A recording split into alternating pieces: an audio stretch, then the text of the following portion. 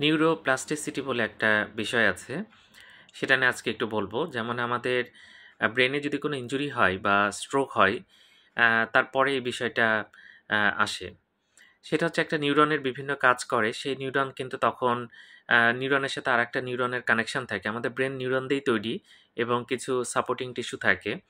তো নিউরনের সাথে নিউরনের কানেকশন বৃদ্ধি পায় স্ট্রোকের পরে। নিউরনের যে সিন্যাপস থাকে, একটা নিউরন আরেকটা নিউরনের সাথে সিন্যাপস করে থাকে।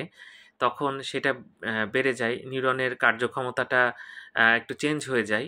এই বিষয়টাকে নিউরোপ্লাস্টিসিটি বলে। স্ট্রোকের রোগীদের আমরা বলি যে ১ম কয়েক মাসে বেশ উন্নতি হয়।